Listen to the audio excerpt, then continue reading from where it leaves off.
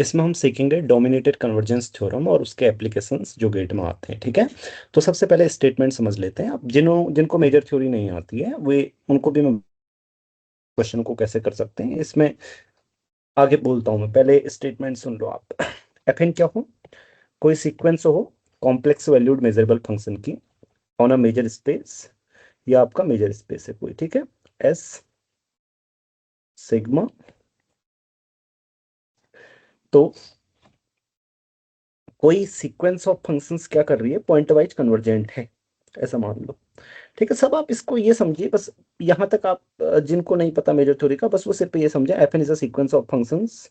कहीं डिफाइन करके दी होगी आपको ऐसे 0 1 etc। ठीक है, ये सब भूल जाए। तो ऐसे पॉइंट वाइज कन्वर्जेंट है, मतलब हर किसी एक्स के लिए लिमिट एग्जिस्ट कर रही है। पॉइंट वाइज कन्वर्जेंस तो आप जानते हैं ना। अब इसके अलावा क्या है, अज्यूम कि ये जो एफ एन है ना, it is dominated by a integrable function. अब जो भी डोमेन आपका दिया गया होगा, ठीक है, तो इस तरीके से ये इंटीग्रेबल है। तो आपके केस में क्या होगा, आपको रीमान इंटीग्रेशन देखना होगा। हाँ, रीमान इंटीग्रेबल है करके समझ गए। पहला क्या, पॉइंट वाइज कन्वर्जेंट होना चाहिए for every x in S. ठीक है, अब वहां पे जो भी आपका डोमेन होगा वो समझिए। दूसरा, ये डोमिनेट होना चाहिए इस तरीके से। और ये जो इधर वाला फंक्शन है, ये पॉजिटिव फंक्शन है, हाँ, नॉन नेगेटिव फंक्शन है, क्योंकि यहाँ मॉड लगाया है मैंने, वो ऑलरेडी क्लियर है। तो ये सभी एन के लिए होना चाहिए, हाँ, फॉर ऑल एन। समझे, फॉर ऑल एन मतलब ये डोमिनेट कर रहा है उसको। तो फिर आप उस केस में क्या कर सकते हैं, ये वाली लिमिट निकालने को आती है ना, limit N tending to infinity integration over S F N D mu. तो लिमिट एक्सचेंज कर सकते हैं, ऐसे लिमिट अंदर चली जाएगी और फिर ये F N D equal to क्या होगा, जिस पर वो कन्वर्जन कर रहा था पॉइंट वाइज, इस तरीके से एफ एक्स डी एक्स। तो ये भी डी यू। ठीक है, एफ डी म्यू। तो ये स्टेटमेंट है आपका। ओके, अब मैं इसका आपको करके दिखाता हूं, तब आपको समझ में आ जाएगा। ओके, जी मेजरेबल होना चाहिए इसमें। हाँ इंटीग्रेबल। हाँ, इंटीग्रेबल, इंटीग्रेबल होना चाहिए। ठीक है, सो सी, अब आपको मैं इसके एग्जाम्पल दिखा देता हूँ जो आपके एग्जाम में आएगा वो सब कर पाएंगे। ठीक है, जैसे पहला एग्जाम्पल है ये देखो, एग्जाम में ऐसे क्वेश्चन आते हैं, एनबीएचएम में भी आए हैं, गेट में भी, ये आपके 2020 में आया हुआ है। इसको देखो, लेकिन ये डायरेक्ट क्वेश्चन नहीं आते हैं, थोड़ा सा आपको क्या करनी पड़ेगी, होशियारी करनी पड़ेगी, मतलब कुछ सब्स्टिट्यूशंस करने पड़ेंगे, तब आप इसको इसको निकाल सकेंगे। जैसे इस वाले में ये है, इसमें अगर आप क्या करें, देखो डायरेक्ट डोमिनेटेड कन्वर्जेंस थ्योरम नहीं आएगी, आपको ये चाहिए। ओके, पहले आप इस लिमिट को एक्सचेंज कर लेते हैं, कैसे, मतलब इसको चेंज कर लेते हैं। सो हम X to the power N equal to Y put करते हैं। Okay, X to the power N equal to Y put किया जा सकता है, राइट। सो हर किसी एन के लिए मतलब सब्स्टिट्यूशन करते हैं। तो यहां से आप बताओ क्या आ जाएगा आपके पास, n x to the power n minus one D x equal to d y. Okay, तो उसके बाद ये जो लिमिट है यहाँ पे, इतना तो हमें मिल गया, ये dy हो गया, तो ये बन क्या जाएगी, मतलब ये जो लिमिट है किसके इक्वल हो जाएगी, तो हर किसी n के लिए इंटीग्रल क्या हो जाएगा। तो अब यहाँ देखो 0 1 0 1 तो फिक्स है, राइट, लिमिट्स सबको समझ में आया। हाँ, उसके अलावा यहाँ पे x आएगा, क्योंकि n X to the power n minus one D X को तो आप dy लिख देंगे, आपको x e to the power X square को लिखना है। अब x equal to Y to the power one by N. ठीक है, एक्स स्क्वायर इक्वल टू क्या होगा, ये, राइट, ये समझ में आया। बताओ। हाँ, अब दूसरा, अब देखो, अब लगेगी डोमिनेटेड कन्वर्जेंस थ्योरम। अब ये है सीक्वेंस ऑफ फंक्शंस। अब ये सीक्वेंस ऑफ फंक्शन की लिमिट बताओ पहले आप, limit N tending to infinity, जल्दी से बताओ क्या है। ई। ई, ठीक है, ई आएगी या कुछ और आएगी, एंड टेंडिंग टू इन्फिनिटी पे एक्चुअली। सो ई तो चलो जल्दी बोल। So what is the limit? ये आपका वर्क है सर, जो हाथ खड़ा करो जिसको आता है, क्योंकि इतना काम आपको करना है, राइट? एक एक हाथ खड़ा करो, जरूरी नहीं है ई है, ओके मैंने मिटा दिया है। सो रेज योर हैंड, क्योंकि अगर आपको ये लिमिट तो, आप ये सब तो जानते हैं ना, अगर ये निकालना नहीं आया तो आप कैसे कर पाएंगे, ये भी सोचो।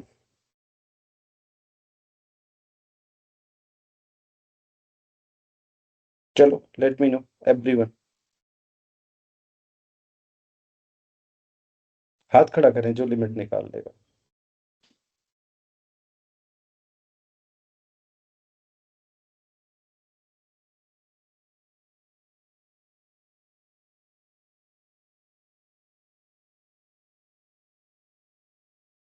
और यहाँ पे थोड़ा सा मैंने गलत लिखा है, वाई की पावर 2/n हो गया rather than-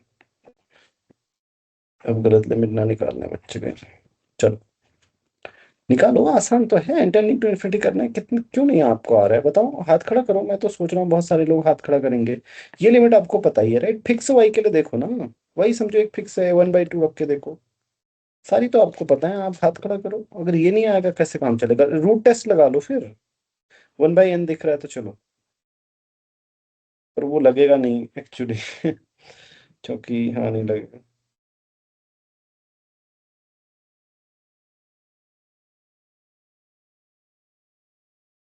हाथ खड़े करो, सारे लोग करो। अभी मैं और चाह रहा हूँ कि और लोग करें, इस बच्चे को भी आना चाहिए, ऐसा मैं सोच रहा हूँ अपने मन में, इसलिए। I mean what is difficult here, I am wondering. ये वाली लिमिट तो आपको ऑलरेडी पता है, राइट? ऐसा आपने पढ़ा है, आर की power 1/n, are greater than 0 हो तो ये 1 होती है, तो इसमें क्या समस्या है? इस वाली लिमिट आना चाहिए आपको कोई भी रियल नंबर के लिए, सॉरी। वाई की ये 2/n is 0, right? Y to the power 0 is 1। तो दोनों लिमिट एडजस्ट कर रही हैं, तो ई होगा ना, इसमें क्या भारी बात है बताओ आप? तो इसका मतलब ये वाली सीक्वेंस देखो, ये सीक्वेंस दी थी ना हमें एफ एन। हमने क्या पूछा था? मैंने बोला था एफ एन कोई सीक्वेंस हो, ये मेजरेबल है, हाँ ये कंटिन्यूअस फंक्शंस हैं, तो कंटिन्यूअस फंक्शंस मेजरेबल ही होंगे, आपको you don't need to worry about that. ठीक है, सीख लो, एक एक चीज को नोट कर लो आगे के लिए। हाँ, तो ये कंटिन्यूअस फंक्शंस हैं। आप ये पॉइंट वाइज कन्वर्जेंट कर रहे हैं ई पर, लेकिन क्या ये जो एफ एन एक्स है, एफ एन हमारे पास क्या है, एफ एन वाई है, इसका मॉड यानी कि ये डोमिनेट हो रहा है किसी इंटीग्रेबल फंक्शन से। तो अब आप बताइए, क्या इसको आप किसी से डोमिनेट कर सकते हैं इंडिपेंडेंट ऑफ एन? खुद सोचिए कि this is less than N equal to ये होगा, तो क्या आप ये ध्यान रखें वाई 0 से 1 के बीच में है, हाँ? वाई इज बिटवीन 0 to 1, तो y to the power n is for every n is between this. So ये पहली बात तो सर यहाँ तक हो गई। Sorry wait to wait interrupt, पर हम्म बता y तो नहीं इक्वल रहे टू हो 0 के लिए लिमिट आप? 0 आएगी ना, वो हमने लिखा वाई नहीं है एक्चुअली। वो वैसे जरूरत नहीं है एक्चुअली, चलो। हाँ, 0 आएगी but we don't need, okay, वो फिर फॉर द एग्जाम्पल यहाँ पे नहीं चाहिए होता है। सो वाई इक्वल टू 0 के लिए वो आएगा, ठीक है। ठीक है, आपने सही कहा। तो बट नॉन जीरो के लिए आएगा, तो इंटीग्रल में एक्चुअली उसका प्रभाव नगण्य है, इसलिए। तो अब देखो, इतना तो आपको पता चल गया, ठीक है। अभी फिर से ध्यान रखो कि y is between 0 to 1, okay. So चलो, तो अब आप जल्दी से देख पा रहे हो, this is less than equal to for all N all Y. आप हाथ खड़ा करो, या कुछ आपको कुछ भी दिख रहा है जो फंक्शन इंटीग्रेबल हो, जल्दी से, तभी आप सीख पाओगे।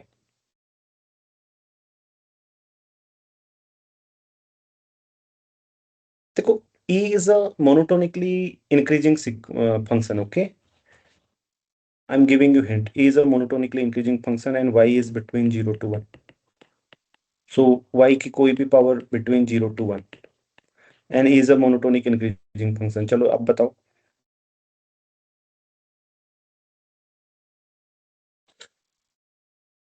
ई होगा। हाँ ई होगा ना, देखो, अगर ये जो चीजें हैं, ये है, आप x less than equal to y पर e to the power x is less than equal to e to the power y होता है ना, तो उनको इस चीज को फिक्स रियल नंबर देखो, ये e to the power y, ये less than equal to e होगा, तो ये e आ जाएगा। e is integrable, right? Constant function है, इंटीग्रेबल। बस इतना आपने वेरीफाई कर दिया, अब आपकी बात बन गई। अब आप वो लिमिट्स को स्विच कर सकते हो। ये क्या अंदर चली जाएगी लिमिट इस तरीके से, और वो ई आ रहा है ई डी एक्स, तो ई आ गया इसका आंसर।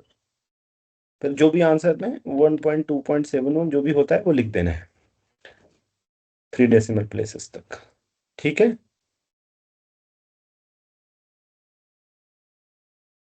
बस आपका बन जाएगा। सरल है ना, सीख गए ना आप लोग।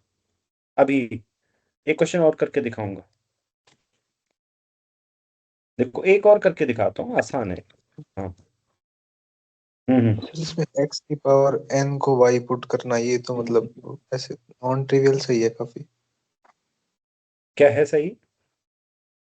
मतलब मैं बोल रहा हूँ कि x की पावर n को y पुट करना, मतलब वो कैसे आएगा दिमाग में, काफी नॉन ट्रिवियल सही है मतलब। नहीं है नॉन ट्रिवियल, फ- एक्चुअली ये होता रहता है। देखो इसमें भी वही है, आ जाएगा। जैसे तुम n x to the power n देखोगे ना ये, तो इससे पता चलता है कि ऐसा करने से कुछ होगा क्या। ऐसे लगभग सभी क्वेश्चन में कुछ सब्स्टिट्यूशन के बाद ही ऐसा होता है, ये डायरेक्ट नहीं लगेगी मतलब। मैंने हाँ अटेम्प्ट किया था उसमें, अटेम्प्ट किया था मैंने, एक्स स्क्वायर को टी पुट कर दिया था तो वो आगे सेम ऐसा ही बन गया था फिर सॉल्व करके भी। हाँ हाँ, ऐसे कई सब्स्टिट्यूशन हो सकते हैं।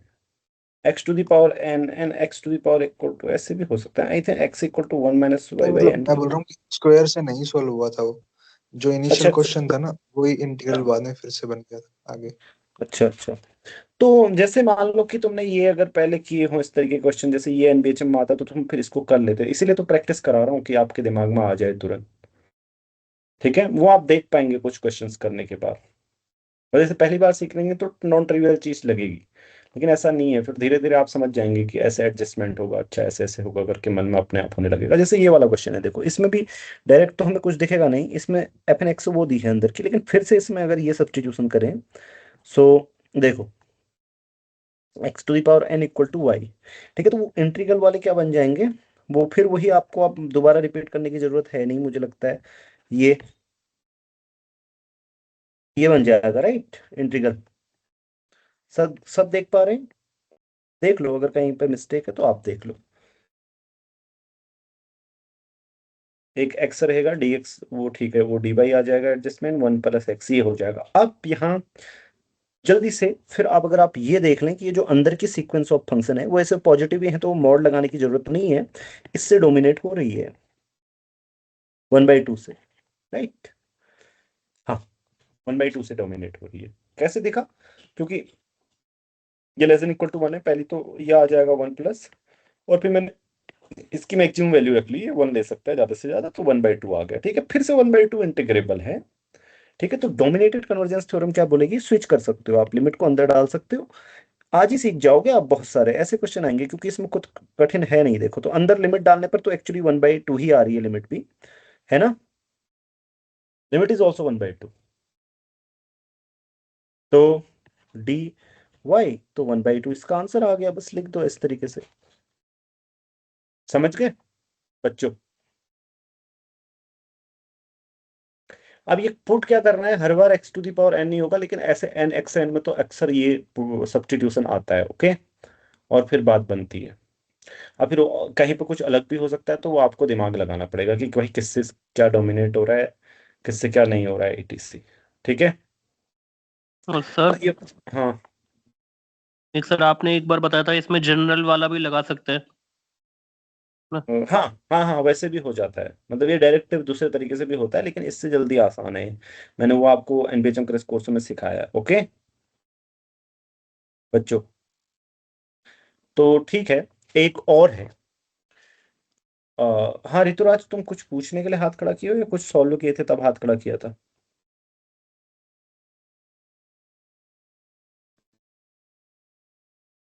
हाथ नीचे कर लो।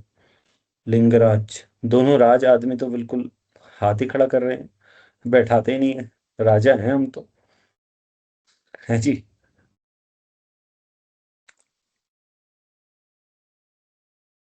लिंगराज, तुम नहीं करोगे हाथ नीचे? चलो ठीक। सो सर मेरा ख्याल नहीं कर रहा। ठीक है, चलो ठीक है, ये वाला है, देखो इसको तुम कर सकते हो ट्राई एक बार। ये तो डायरेक्ट ही एक्चुअली, इसमें मतलब कुछ सब्स्टिट्यूशन भी नहीं है। आप लोग कर सकते हो एक बार ट्राई अभी, मतलब इतना सीखने के बाद, और फिर बताओ क्या कुछ सब्स्टिट्यूशन आपने किया या बिना सब्स्टिट्यूशन के ही हो जाएगा ये तो थोड़ा सा तुम्हें एक होमवर्क दूंगा मैं, वो तुम खुद करना। ठीक है, मैं करा देता हूँ, आपके पास और काम भी बहुत है एक्चुअली आज। पहले ये लिमिट निकालो, ठीक है। 10 t⁻1/n है ये।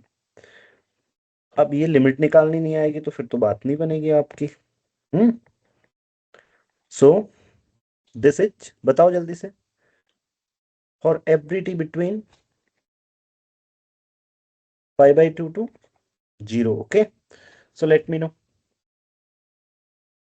1 होगा। 1 होगा, सबको पता है ना। अरे ये तो लिमिट आपको पता होगी, r is greater than 0 then r⁴n 1/n is.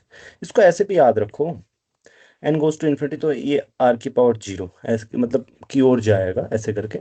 तो वैसे भी r⁴1/x is a continuous function और नॉट, यू टेल। चलो ओके, सी तो ये आएगा 1। अब रहती है बात स्विच, हो सकता पहले स्विच कर लेता हूँ लिमिट को, ठीक है। सो मैं डोमिनेट फिर कर रहा हूँ अभी, ठीक है। तो इसमें देखो कितना आसान होगा फिर। अच्छा, अब देखो एक बात बताता हूँ, कुछ लोग कितने महारथी होंगे बस बताऊं, कहेंगे अच्छा डोमिनेट कन्वर्जेंस थ्योरम अगर लगनी है तो लिमिट तो स्विच होगी इसका मतलब। तो हम वो डोमिनेट वाला ढूंढेंगे ही नहीं, डायरेक्ट लिमिट स्विच कर लेंगे। मुझे पता है ना, किसी ने ये ट्रिक निकाली होगी, पता है एक ट्रिक चली है। मैं दोनों चीज समझता हूँ ना, डिटेल भी समझता हूँ, ट्रिक भी समझता हूँ, बच्चों के मन की बातें भी समझता हूँ। ठीक है, तो ऐसे है। अब देखो 1/2 तो अंदर आएगा क्या, 1 आएगा dt। तो इस तरीके से 1/2 π, तो पाई से पाई कैंसिल, 1/4 आंसर आ गया 0.25। ठीक है, तो इस तरीके से आपका हो जाएगा। लेकिन ये डोमिनेट कैसे होगा देखो, 1/n, इसमें दो चीजें हैं, पहले कोशिश करो इसको डोमिनेट करने की। क्या होगा, ये लेस देन इक्वल टू 1 कब होगा बताओ। अच्छा ऐसे, less than equal to 1 if 10t is, π/4। नहीं 10t अगर ग्रेटर देन 1 हुआ तो ऐसे हो जाएगा, राइट। π/4 के बाद इंक्रीजिंग फंक्शन होता है 10t। चलो ठीक है जो भी है। सो दूसरा वाला क्या हो जाएगा, अगर हर किसी n के लिए तो सबसे छोटी पावर करो, नहीं सबसे बड़ी, तो 1/2 फिर 1/3। अच्छा हाँ ऐसे होगा, तो ये आ जाएगा राइट, अगर 10t less than equal to 1 है। ठीक है ना, इतना तो सबको क्लियर है, मतलब इतना तो आपको पता चल जाएगा कि भाई ऐसा होगा करके। ये इसमें तो कुछ ट्रिकी नहीं है कि सर हमें कैसे पता चलेगा, जल्दी से बोलो अभी तक इस। सर ये लिमिट तो हमेशा 1 ही होनी चाहिए ना, 10t⁻1/n। ये लिमिट थोड़ी ही है, डोमिनेशन है, सॉरी सॉरी हाँ, ये मुझे इक्वल नहीं बल्कि ये लिखना चाहिए, ठीक आपने पॉइंट आउट किया। ठीक है, मतलब मैं सोच रहा हूँ किससे डोमिनेट होगा, एक आपको फंक्शन बता रहा हूँ। चलो तो अब बताओ लेस देन इक्वल टू, जल्दी से, जल्दी बताओ। अरे Dominated by 1 for 0 to π/4। ऐसे कर दो,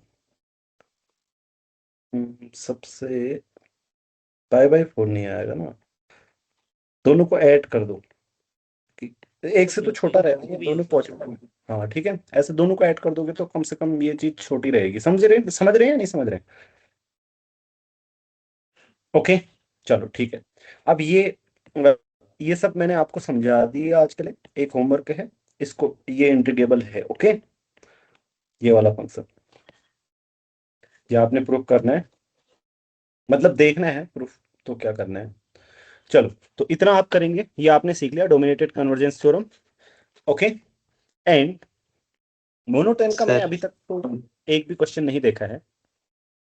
ठीक है, तो आई थिंक जितना भी मतलब होगा आपका डोमिनेशन से ही बन जाएगा। सर हम्म सर जो ये मोनोटोन कन्वर्जेंस थ्योरम है, इसमें भी लिमिट ही स्विच होती है? हाँ अच्छा, तो सर हम ये मान के चले कि क्वेश्चन आएगा तो लिमिट ही स्विच होगी? नहीं भैया, मत माने, लिमिट स्विच नहीं। अब लिमिट स्विच होगी, लेकिन बात ये है ना, मेरी बात सुनो। तुम लोग सर वो मैं वही समझ गया, कई बार एग्जिस्ट नहीं भी करती है, जैसे पहले नहीं की थी जो हम ये क्वेश्चंस करे हैं ना सर, मतलब अंदर लिमिट एग्जिस्ट नहीं की थी, तो बनाना तो एक्चुअली फिर भी पड़ेगा ही। एक्चुअली तुम लास्ट का निचोड़ पकड़ लेते हो। बस काम क्या है, आंसर निकालने के लिए लिमिट स्विच करनी है बस। ऐसे बहुत लोग करते हैं। अच्छा देखो, मैं बताता हूँ, लिमिट स्विच तो होगी, ये भी मैं कह सकता हूँ, लेकिन एक्चुअली ये इसीलिए तुम लोगों की इस हरकत को देखते हुए ये सब्स्टिट्यूशन रखते हैं, समझे? क्योंकि ताकि तुम यहीं कर लो लिमिट स्विच और गलत हो जाए। ये सब्स्टिट्यूशन इसीलिए है, इसलिए नहीं है।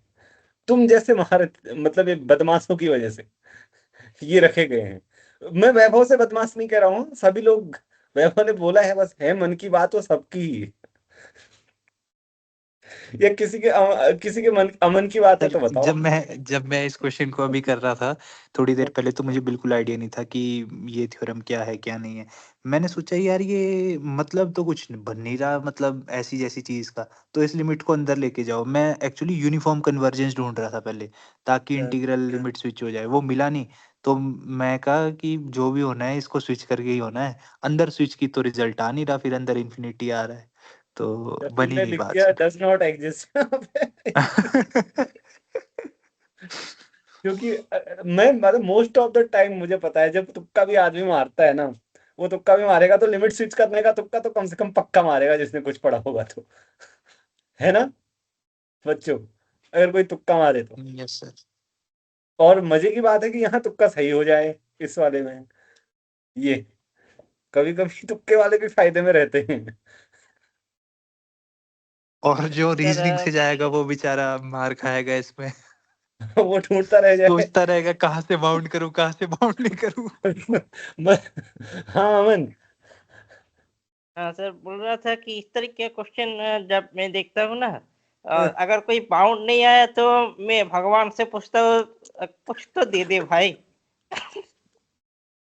मतलब पूछता हूँ कि मतलब स्विच कर दूँ तो आप रहम कर देना मुझ पर, नंबर ला देना।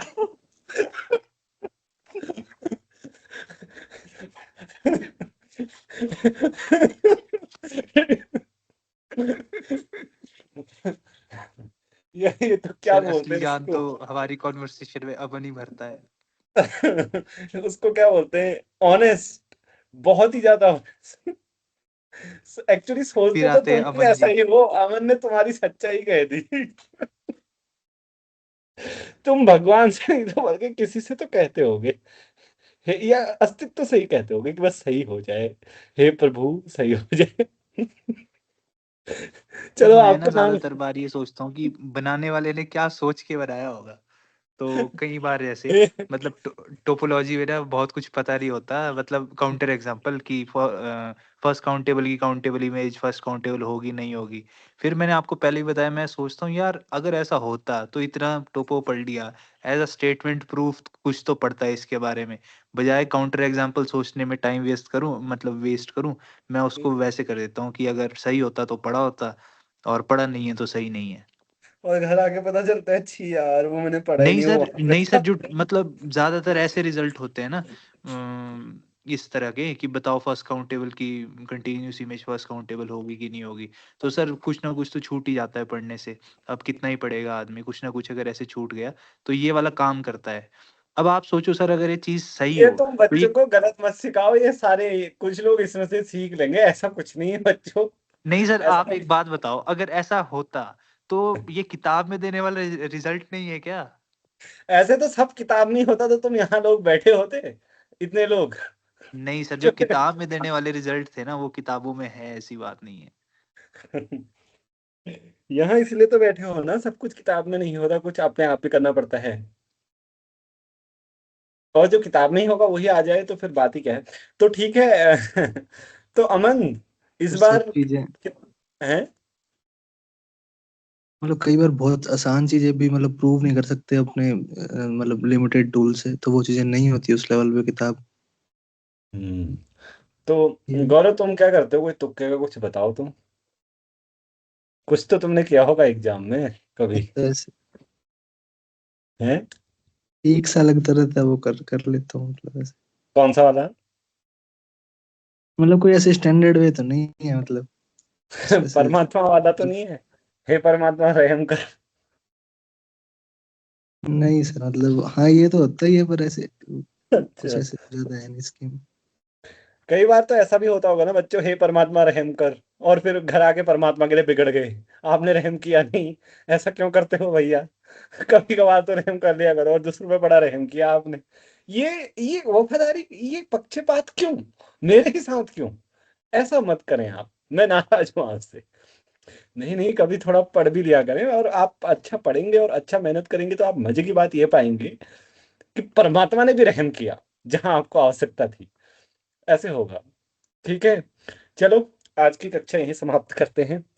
ठीक है, लेकिन जो बताया था क्लास के पहले वही काम करना है, वो रिकॉर्ड नहीं हुआ है। मतलब मैंने जो स्ट्रेटजी बताई थी आपको सही से समझाया था वही करना है। ये तो हंसी मजाक की बात थी ना, मन हल्का हंसी हल्का मजाक, है ना? हाँ, क्या बोलूं। कुछ ठीक है। नहीं, तुम तो जानते हो ना, हल्का हंसी हल्का मजाक। हाँ, जानती हूँ। अच्छा, अच्छा, जब तुम कभी न्यूमेरिकल में तुक्का लगाए हो अमन, ऐसे कुछ न्यूमेरिक आंसर हो और तुम्हें ना आ रहा हो, फिर सोच रहे हो तुम तुक्का मारो, और कुछ ऐसे लगाए हो? नहीं, ज्यादातर तो नहीं लगा न्यूमेरिकल, मतलब आप मतलब इस तरह के न्यूमेरिकल आंसर बोलते हो ना, कि न्यूमेरिकल हम्म। आंसर। हम्म। नहीं नहीं नहीं, न्यूमेरिकल आंसर में तुक्का नहीं लगाया मैंने कभी। लगाओगे भी तो बहुत भला होता नहीं है, क्योंकि प्रोबेबिलिटी जीरो ही होती है। इनफाइनाइट नंबर्स क्या होता है, अनुकूल परिणाम एक बट्टे कुल संभव परिणाम limit x tending to infinity 1/x। तो कितनी जीरो ही आनी है ना? हम्म। हम्म।